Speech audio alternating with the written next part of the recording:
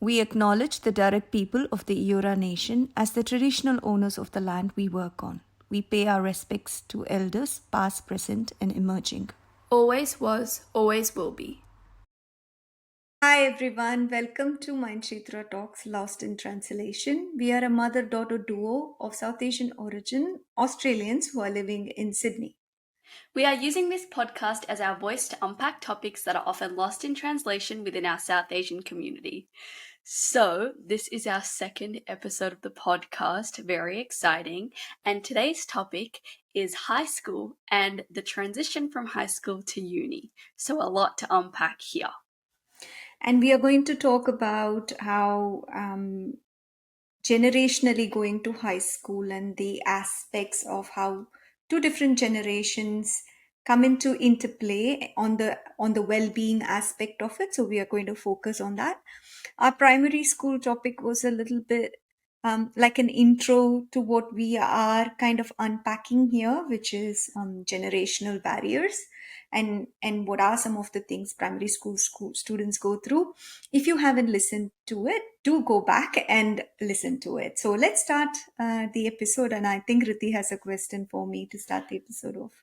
I do. Since this whole episode is about high school, I guess we have to start with you because you went to high school way before me, and your high school experience was a lot different, not only because we're one from two different generations, but also you went to high school in a different country. So I guess my question for you is, or what I want to hear about, and I guess what I hope audiences can also hear about, is the pressures and the expectation when you went to high school and how you navigated that.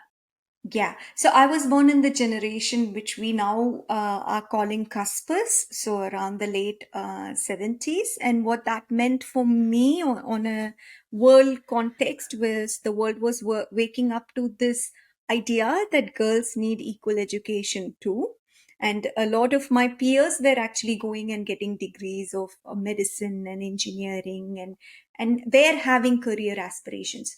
How is it different from the earlier generation I was? I guess my mummy's generation, women were only expected to kind of take the family role as a predominant one. And then if your family allowed, then you were supposed to go and take on any other roles, which my mom did, my amma did. But for me, it was a little different. In that sense, everybody was going, but the one main aspect I always knew, it is not that anybody spoke about it, is that no matter how much I studied, the more I studied it, the harder was to find a boy. And the ultimate aim was to get married at a certain Mm. age. Mm. Every family has that barrier on what is the age group.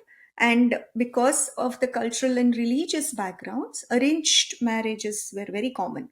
Mm. So the expectations for me in my particular household, in my scenario, was a little less. I was Mm. not expected to excel. I was just expected to go to school. I was Right. not expected to choose a career and make career aspirations. I was Mm. just expected to get to college. So just to like fill the bare minimum. Bare minimum, that was Mm. enough. Um, Mm. and I also came from a family where my parents, though they valued education, there is this mindset intergenerationally again, where it was very important to educate the son, and marrying the daughter was much more important than educating it. Not that they were against it, and if it happened it was a natural thing, but the life path was education for son, marriage for the Mm. daughter. How did that play out in my life? So I generally grew up, again, complete non-spoken unspoken rule. I grew up thinking the greatest thing I want to be is a homemaker. Mm. So, though I did really well in school as compared to my brother and your mama, I grew up in this notion that I don't have to do much and I can actually get away with it. And also, traveling to study and getting the girl to go to a different place to study was again a big no no. How is she going to travel? How long it is? So, funnily enough, I actually scored really high in my year 12. We have a year 10 and year 12 exams. It's very competitive, very academic focused. You have to get on merit. And just my the difference between my brother and my age difference is 3 years, 3.5 years. So he went ahead, graduated with really good marks and got into engineering, and he had traveled out and moved out somewhere else to study. Based on that, I there was this again unspoken rule that I'm not going to travel out anywhere, which meant Mm. when I got a medicine seat, I gave it up. I didn't go. Wow. Wow. Yeah. So the expectation of that, and that came back to bite, and I think I'm going to elaborate on that later. In terms of mental health and well-being, for me, I grew up with this belief that homemaking is everything, so I chose home science. I was really good at it, and I actually, in retrospect, a lot of my self esteem, self confidence, ability to navigate in this world, financial independence, and this thing which comes as a woman to be able to be standing on your own leg, and the ability to fend for themselves, especially when you migrate as a new woman, is becomes a very big barrier if you haven't had the proper education. You're not financially independent, Mm. and I realized that really late in my life. Mm. And that took a major toll to my well being when I migrated, because I was struggling to find my place in the Australian workforce, and also my own self identity as a person. And Mm. that kind of amplified all the stresses and anxieties I had as a migrant woman, also somebody without family support. Right. Because you're already moving to a new country. So you already kind of are trying to learn and figure out who you are as a migrant woman. But because you didn't have that aspect of financial independence, it was just like an extra layer of anxiety, and that kind of just took a toll on your well-being. It did. Also, because culturally men are supposed to fend for the women, and because I kind of felt like I put myself in a disadvantaged position by not getting that education. And also, it turned out to be really fortunate that I had a partner, though arranged marriage it was.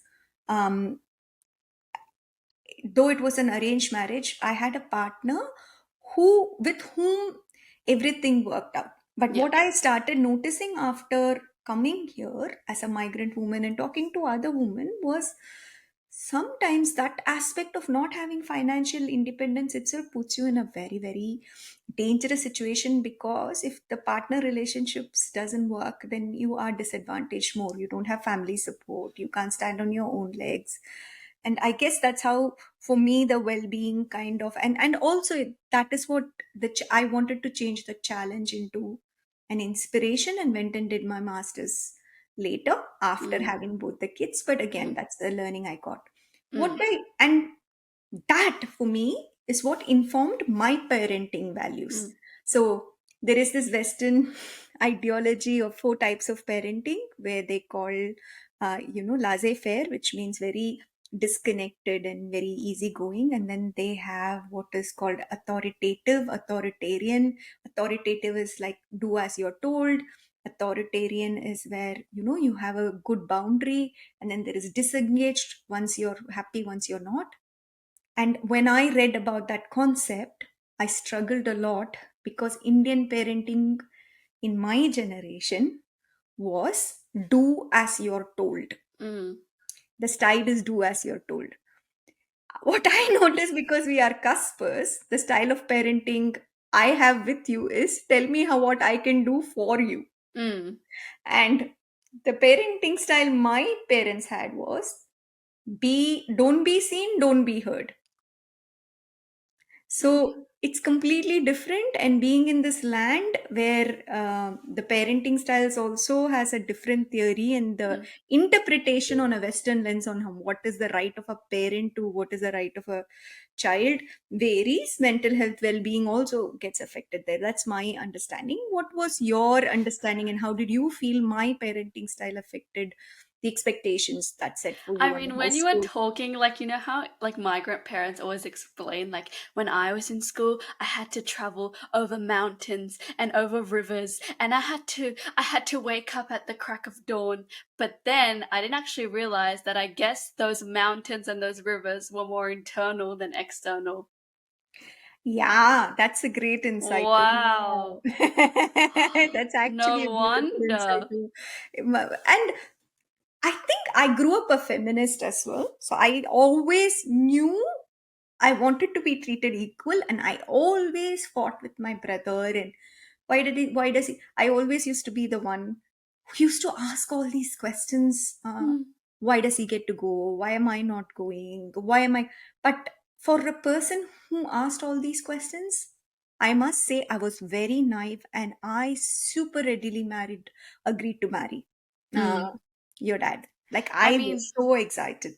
my like take on high school was not as like drastic as this. We definitely had like fair share of problems and obstacles. But when you're talking about financial independence, it's so funny because like in high school, most people have a job.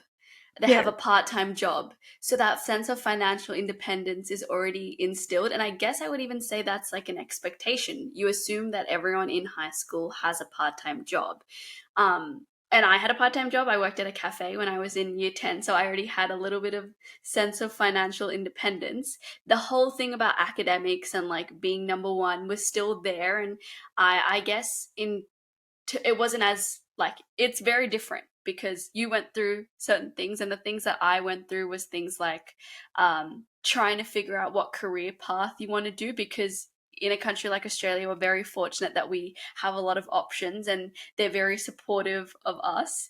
And I think my high school experience helped me realize that I was very interested in more creative pursuits, things like film and music. And people around me were very interested in like science and engineering. And I think that's still a big thing even today.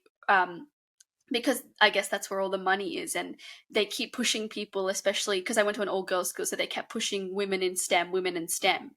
But I was like, it's all great for people who are actually interested in STEM. But what about the other careers? The arts are also making a crap ton of money. And there are also people who are interested in creative pursuits. So why not, provide information about that and help people go into that career pathway?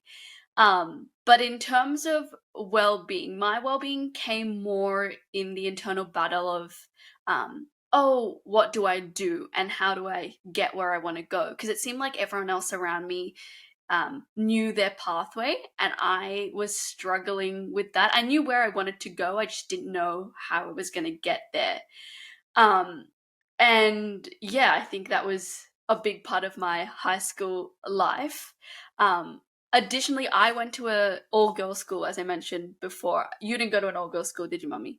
No, I No. didn't go to an all girls school at all. One of the things I would like you to talk about, or I am very keen to understand from your point of view, was your when you started high school, this going to a single girls school. And I think that is also why I went very happily when you said, like, I only want to go to a single girls school, because I didn't realize at that time. I now realize that these are some of the things which can interplay in our decision making, intergenerational beliefs and attitudes.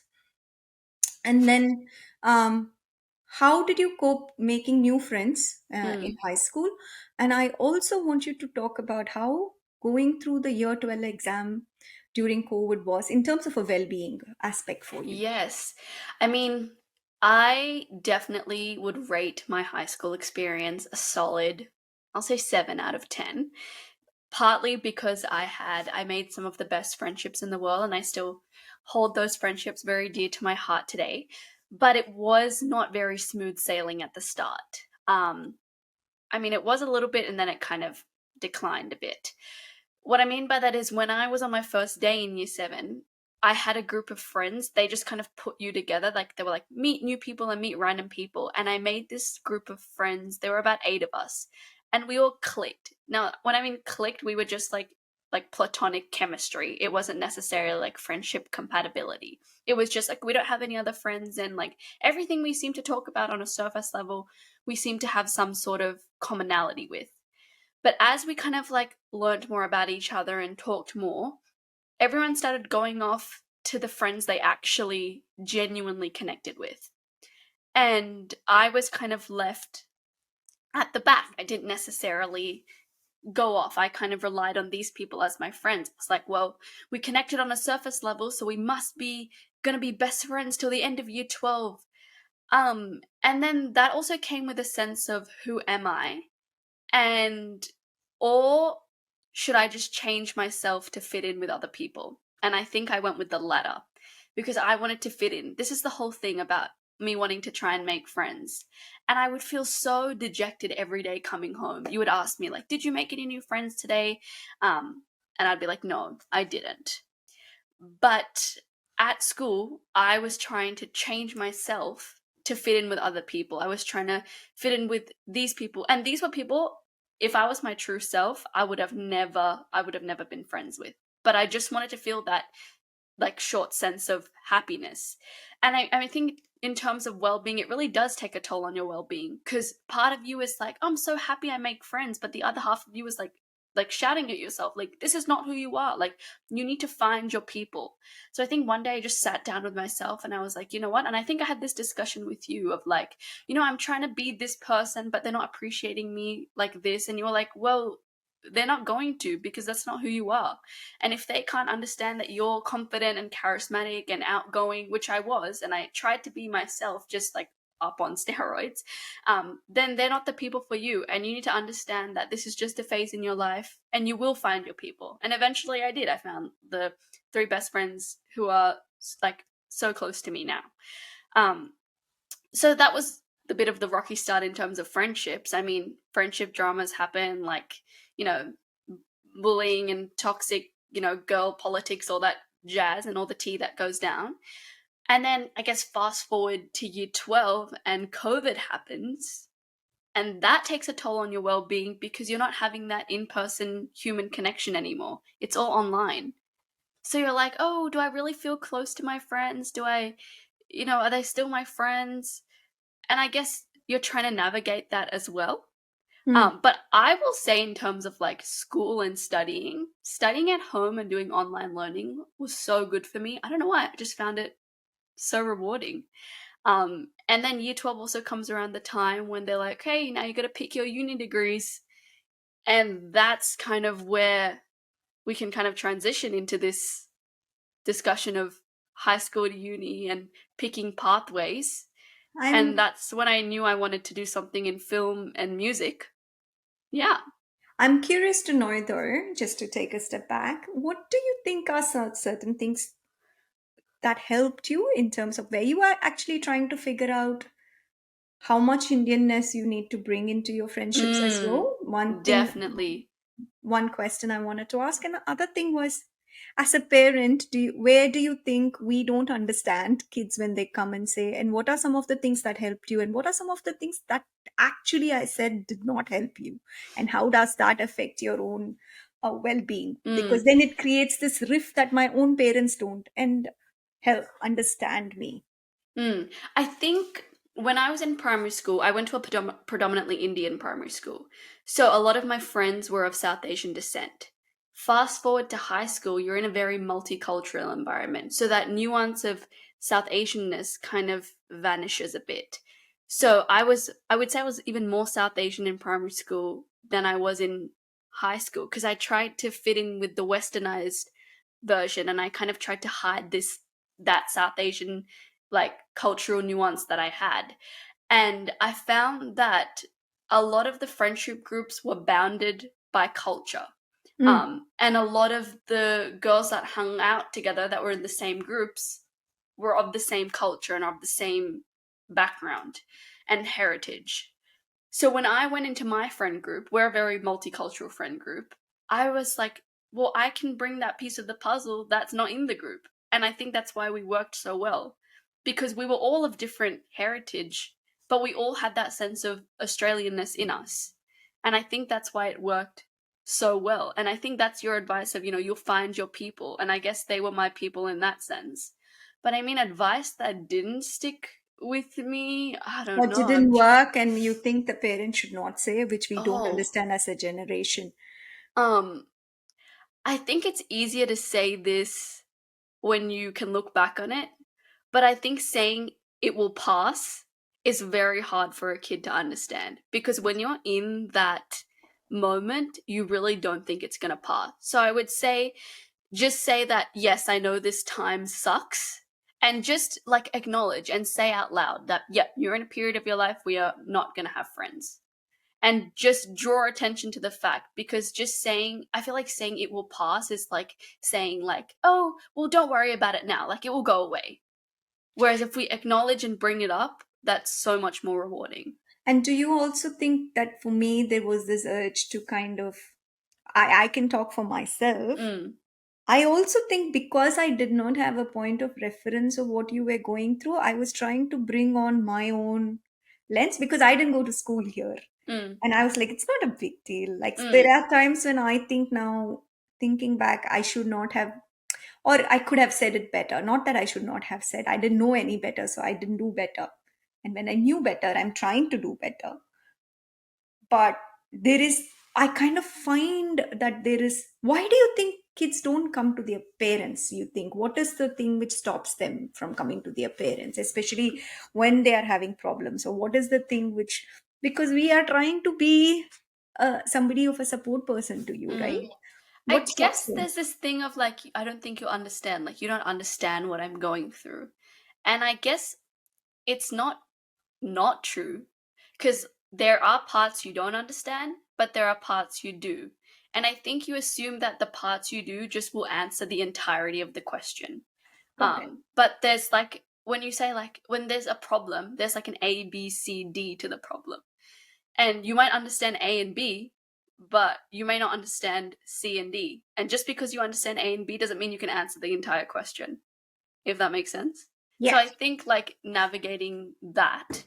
But I mean back to like high school and like going to uni, there was that sense of what should I do now? Because I feel like there's such a structure, and then once high school finishes, it's like now you're an adult and all the decisions are yours. And I think even now, when after I graduate, I'm like, okay, like what do I do? And it's this thing of I know what I want to do, I just don't know how to get there, and the lack of mode of the mode of transportation that I'm not sure of is worrying me in the best terms. So that's kind of something which weighs on your mind all the time Mm, and affects your well-being. And also this identity. What I heard you say was that this exploration of your own identity, where you fit in, my parents may understand, may not understand, and all that. So, mm, what is the thing which you think kind of, how can we, I guess, what helped you when it came to the uni, and how do you think the uni choice kind of played out for you? And mm. I can tell you how I thought I supported you as well. Mm. I But think go you on. mentioned before that when you were deciding what to do for uni, you only had one career pathway. And when you realized that there's so many more opportunities here, I mean, you want the best for your kids. So you and daddy were doing everything in your power to help me get where I wanted to go because you already been in that boat. You already like done that stuff and you were like, well, I don't want my kid to go through that same thing. So I guess you knew what the experience was and you learnt your lesson for the next generation. But I don't know if do you think did you experience all your peers having a similar experience in going through, or do you still think it hasn't changed in most of the household because you are on the field? And also, do you think my eagerness to kind of not be like my parent, did it hinder you at any point in terms of well-being? Also, was it, is it because you Mm. do what you want, you do that, you do this, generationally I'm thinking I'm following the let me do something for you Mm. path, but I'm kind of wondering, how did that impact your well-being? There's so many aspects to this question, and the first thing that comes to mind is I'll give context in a second for the listeners, but this thing of you wanting me to do music, and I think that's where I where the sense of like pressure and me wanting to do something.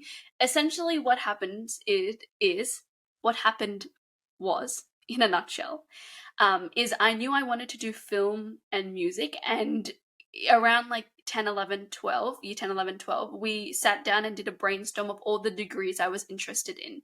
And you knew that was a very prestigious and honorable music school to study music. And you knew that I had an interest in music, but you also knew I had an interest in film. So you said, if you go to the con, they'll also have this thing where you can do a minor in film. So it's perfect for you. And even though I was interested in that field, your sense of, oh, I want to show the other parents that even though she did music, she can still achieve great things. And that sense of pressure, the same pressure that in our typical South Asianness, the parents put pressure on the kids to do engineering and law and doctoring, you transferred that same energy into me doing music. And I mean, what was your lens on that? Because then I'll say like how that affected my well-being. So for me as a parent, the main well-being aspect was I have this young child here, and the pressures of being a parent, a migrant parent, is also trying to find a feed for you, which is safe for you in an environment where you're feeling accepted. Plus, you are, for all purposes, and I know how a woman of color feels, you are a developing woman of color. So Yes. there is a mixture of apprehension, fear, responsibility, protection, willingness to do the correct thing, lot of lot of what I call parental practicality. What will you earn? What will you, especially as a girl, what will Mm. you earn? And I think the interesting conversations which you did not hear, and these pressures weigh on our hearts a lot. A lot of parents in our culture don't even go for to a psychiatrist, psychologist, and all that, and all these stresses along with the work stresses adds up. Mm. For me it was different because I knew you were struggling with something. Mhm. I knew that somewhere, but I was blind to it. Mhm. Somewhere I told myself this story that I'm supporting you Mm. 100% in whatever you wanted to do. Mhm. So well-being wise, in my mind, though, and I do have a lot of support when it comes to taking care of my own mental health. However, I found it frustrating in COVID to keep all the things going, my professional life, supporting you. I also have another child, handling COVID. um, so I think I when people say that it's an actual pressure, it's an actual pressure. When you can talk the talk, when it came to walking the walk, I faltered. Mm. However, I think I was lucky enough, open enough, self-aware enough to accept and have the sense of appreciation that I faltered when things were not going, because I could Mm. see how miserable you were. Mhm. So my mental health kind of improved once I realized my thing, and I corrected my course. And Mhm. how did you kind of find that approach? And I think there was this thing of like, even though I knew that, because I was expecting that sense of rebelliousness if your parents push you into like engineering and music. But because it was music, I mean, sorry, engineering and lawyering and doctoring, but because it was music and it was something creative, even though that aspect of parental pressure, you were still putting it on me. I was like, well, it's creative. So I guess and it's something I want to do. And you know what's best for me. And I trust you because you're my mum. So I guess I'll do that thing. And you're giving me like an actual list of reasons why this is the best degree for you, so why wouldn't it be? It's not like you're pushing me into something I don't want to do. I didn't actually. I didn't know that at the time. But I guess this is the best thing. So I guess your happiness and your sense of, oh my god, this will be so good for you, kind of put me in that trap of, all right, well, my mom says this is the best thing for me, so I guess I'll do it. So I got into the con, and you were so happy, obviously, of course. And I think there's a video of me like, you made me do a video to our family like, hi everyone, I got into the con. And in the video you are more happy than I am.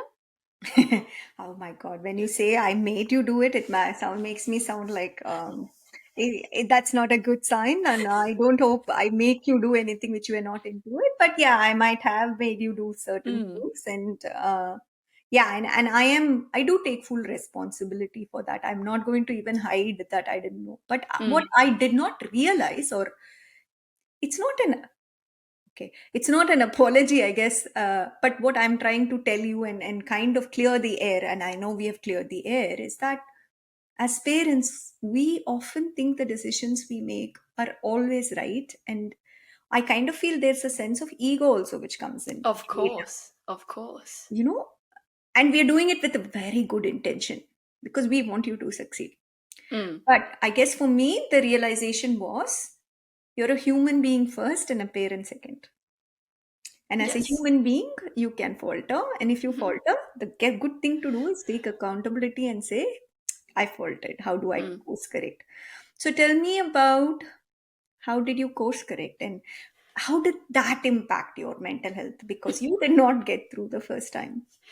So I already knew that I didn't want to do the con for an entire year because I already had this mindset of I want to do film. And actually, at the same time I applied for the con, I also applied for film school and got rejected, which is one of the other reasons why I kind of went into the con. It was like, well, this didn't work out, so I guess I have to go with this. And there was always this sense of yearning of how do I get into film and how do I become this. And I think one day I just broke down and cried, and I told you both, mummy and daddy, I was like, I can't do this degree anymore. I want to drop out.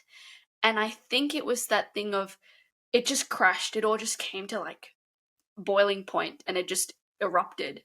And I was like, I can't do this anymore. I want out now. And I think you were like, no, you need to finish. You made the commitment for a year. And I think that also put a dent because I was like, I don't want to do this for a year. I want to get out now. I want to leave now. So there was that sense of rejection of like, well, I didn't get in once into film school, so I'm never going to get in. Plus, I have to endure my mental health and I have to endure this depressive degree for the entire year. Where can This I is be degree for happy? you. For A me, yes. big opportunity for other Where people. Yeah. it is. But for me, I just hated it. And how can I sit through this for an entire year? And I think like a week later, you said, I'm so sorry. Like, let's figure it out. Obviously, we've paid for a semester, so it doesn't make sense for you to just drop out mid semester because you'll be paying for something you're not even doing.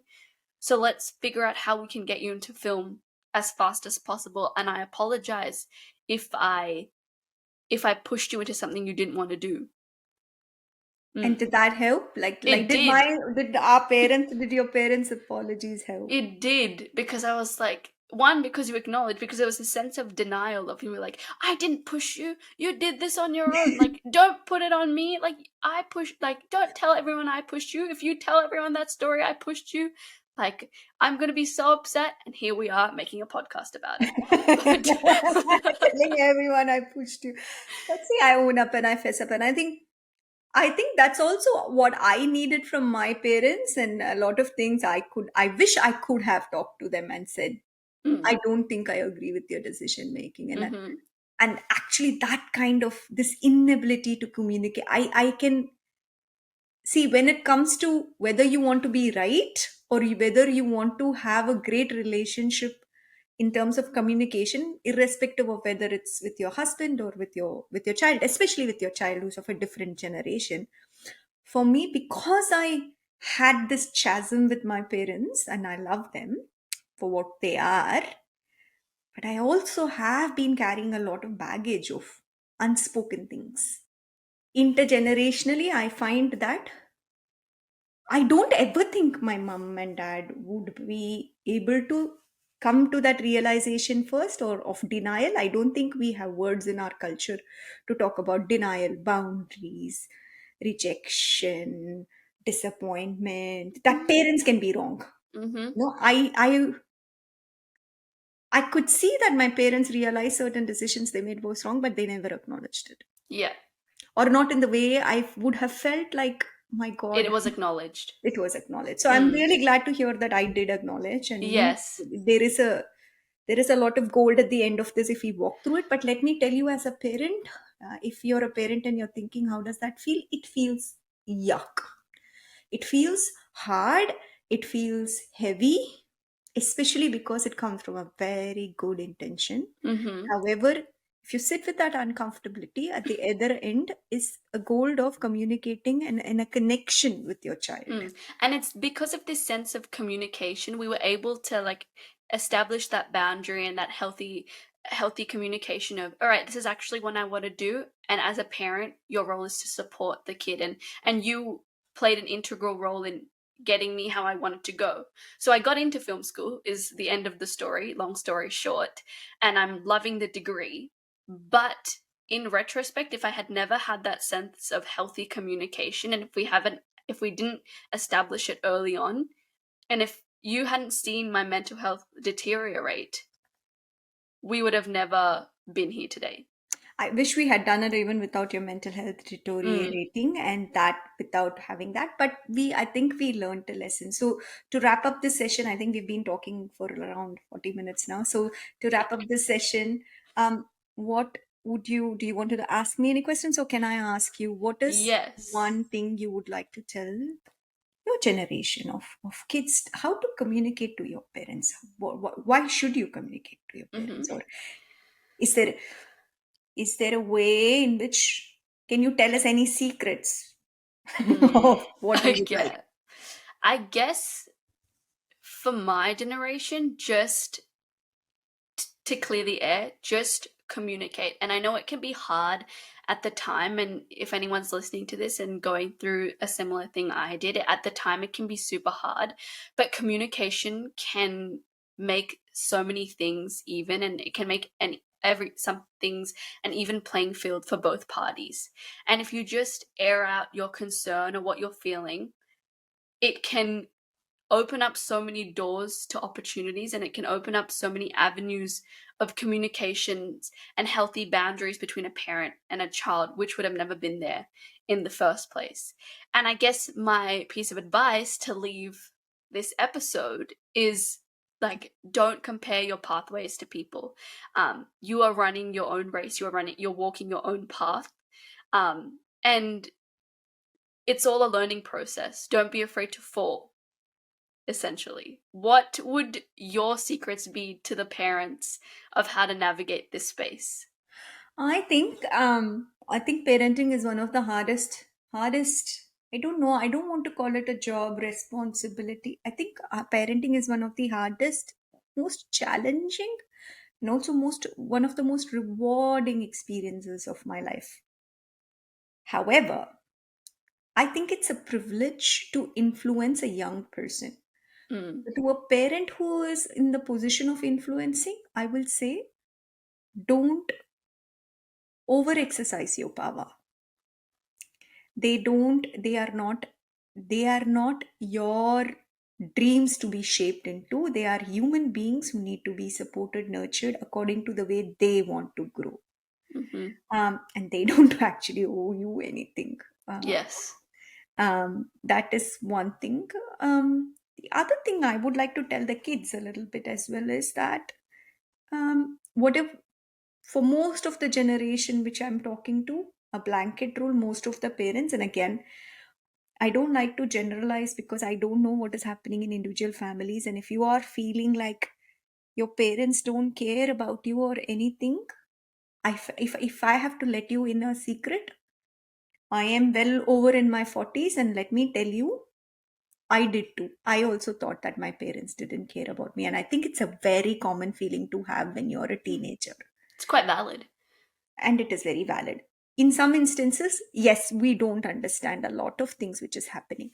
Not even if you're in the same place, it becomes even more hard when you're migrant and you're living in completely two different cultures. It's a Western culture, Indian culture.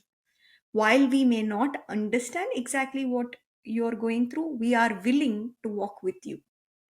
So take us with you, Yes. trust us, and try us a little bit Mm, on. And I definitely think a parent would be the most important person to have on your side, because they loved you even before you were born. mm. even without knowing anything. So if you go back to that basic, yes, maybe you're having a communication issue. It's not, and maybe depending upon a lot of intergenerational things, they are not even self-aware. Um, However, if you are struggling with your mental health, especially young kids, if not a parent, find somebody else whom you can seek support with, Yeah. is what I would say. But again, it might sound very marketing.